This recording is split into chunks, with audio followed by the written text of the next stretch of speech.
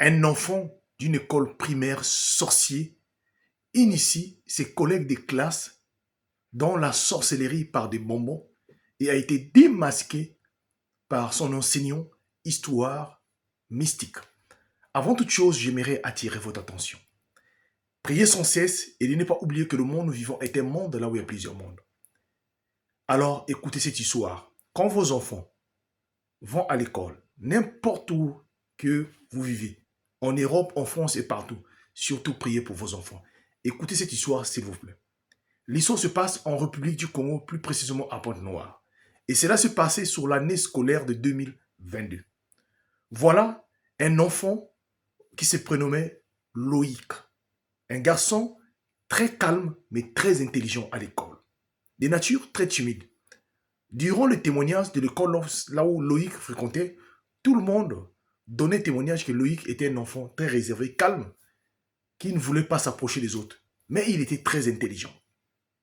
Voilà des moments, la rentrée commençait, Loïc gardait toujours son calme et était vraiment très brillant. Un jour où Loïc va débarquer en classe, à l'école, avec un sachet de bonbons.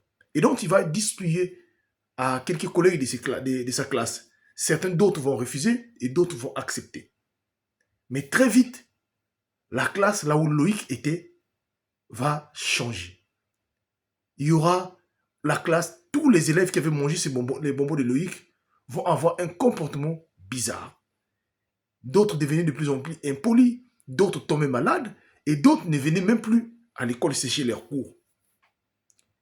Y compris dans cette classe, même l'enseignant qui enseignait là avait fini aussi par tomber malade à cause des attaques. Et l'école cherchait un autre enseignant pour remplacer. Ce n'est qu'après plusieurs mois, alors l'école va trouver un enseignant qui s'appelle Monsieur Mathieu. Et celui-là, il va venir pour venir remplacer alors l'enseignant qui était tombé malade. Mais ce fameux Monsieur Mathieu, cet enseignant, il est aussi pasteur d'une église évangélique locale là-bas en République du Congo. Et quand il arrive sur place à l'école, donc en classe, son premier jour, il constate l'ombre noire bizarre au sein de la classe. Quelque chose de bizarre qui tournait, qui traversait la classe.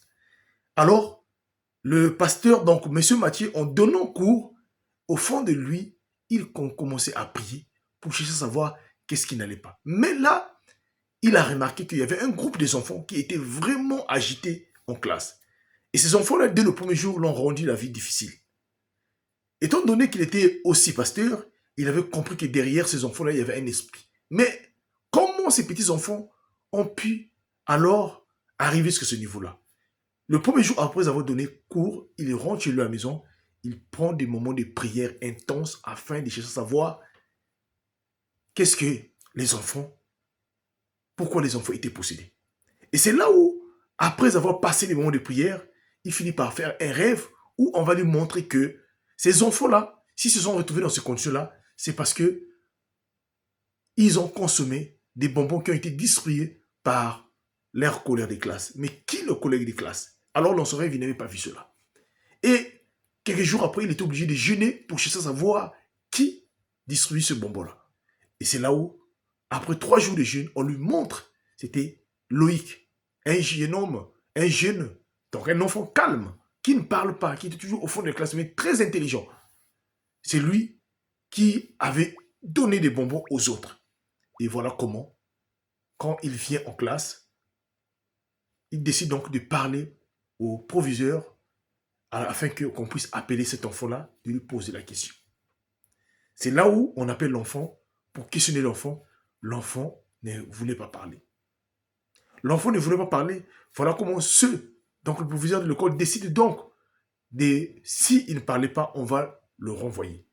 L'enfant, en voyant qu'il était menacé, alors qu'il va dire à M. Mathieu, à ceux qui étaient là, qu'il puisse lui accorder au moins 30 minutes.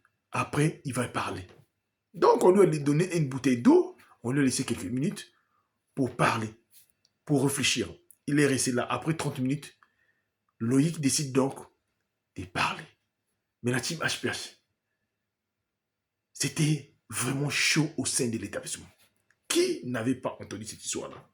C'est quand Loïc ouvre sa bouche, il dit, c'est pas de ma faute, c'est pas de ma faute. Et Loïc commence donc à vouloir détailler ceux qui l'ont envoyé et ceux qui ont fait que lui, il puisse poser ce genre d'actions.